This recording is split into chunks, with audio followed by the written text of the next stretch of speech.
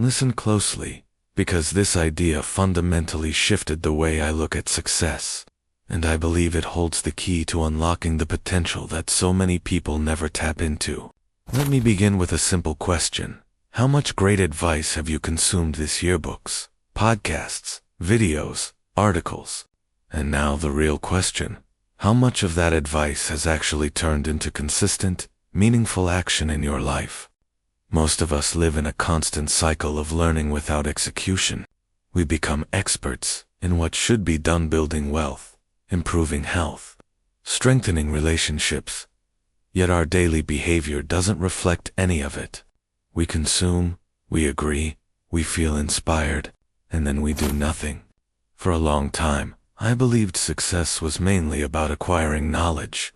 But knowledge is just the entry ticket. The real separator between dreamers and doers is the massive gap between hearing and following. It's not a lack of resources that keeps us stuck. It's the disconnect between our intentions and our actions. We walk around with endless solutions in our minds, yet our reality looks unchanged. Why does this happen? Because we often cling to desire, but avoid will. We love the idea of transformation, but not the sacrifice required to create it. We confuse wanting something with being willing to pay the price. This is the core principle I want to share with you. You must stop merely wanting and start truly willing. Desire is easy. It costs nothing. It's the thought that floats through your mind while scrolling your phone. I wish I had more money. Or I'd love to get in shape. Desire doesn't require action. Willing is different. Willing is desire fused with a commitment to act immediately and decisively.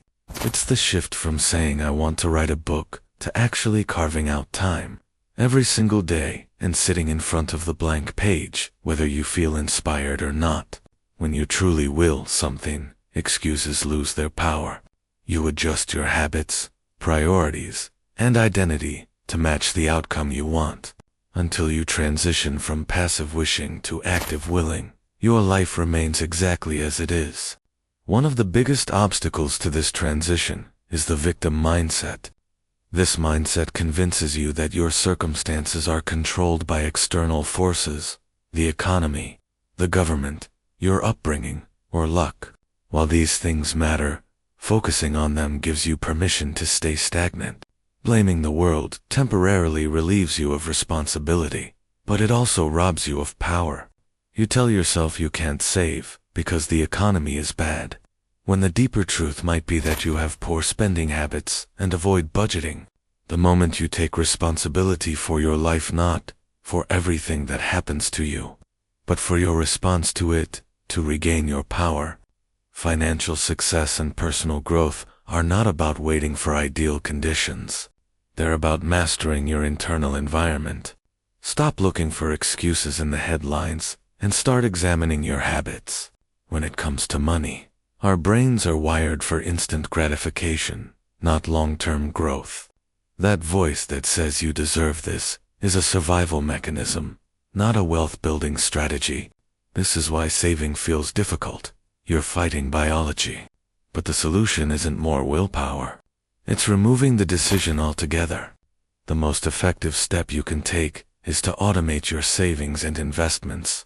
Before the money hits your main account, have a percentage automatically moved into a separate, inconvenient to-access account. By eliminating the choice, you eliminate temptation. You don't have to debate yourself. Your system does the work. Let's talk about the comfort zone. People say you must constantly leave it, but that's misleading. Your comfort zone isn't a prison. It's an accumulation of your achievements, skills, and good habits. Instead of trying to escape it, your goal should be to expand it. Growth happens when you take what you've mastered and push it a little further. If running 5 miles is comfortable, aim for 7. If your current skills allow you to earn a certain income, learn the next skill that increases your value. Your comfort zone should grow with you, becoming a stable foundation for each new challenge. Another key element of lasting change is discovering your personal why. Generic motivation doesn't last. People don't stick with habits because of broad, universal reasons. They stick with them because of deeply personal ones. Someone might not care about getting healthy, but the thought of having enough energy to play with their grandchildren, that can move mountains. You must get brutally honest with yourself about the emotional reason behind your goals. What are you truly seeking? Peace, validation, freedom, pride, security. When your motivation is personal and emotional, it becomes powerful. To help you shift from desire to will, here are 3 simple steps you can apply immediately. First, stop collecting advice and start applying it. Choose one important idea you've learned recently and take action on it today. Put it on your calendar. Make it unavoidable.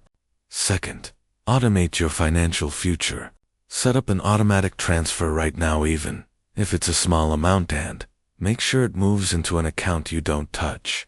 This single step rewires your habits without relying on discipline. Third, identify your emotional why. Take 10 minutes to write out the real reason behind your biggest goal. Don't filter it. The raw truth is your fuel. Finally, remember this: you only get one life. You can't afford to spend it on the sidelines, wishing things were different.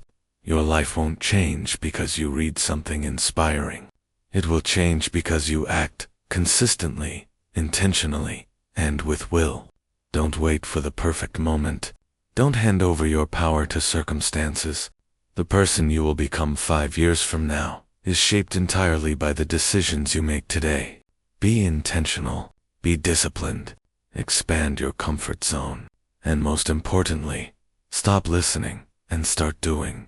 Your future is waiting.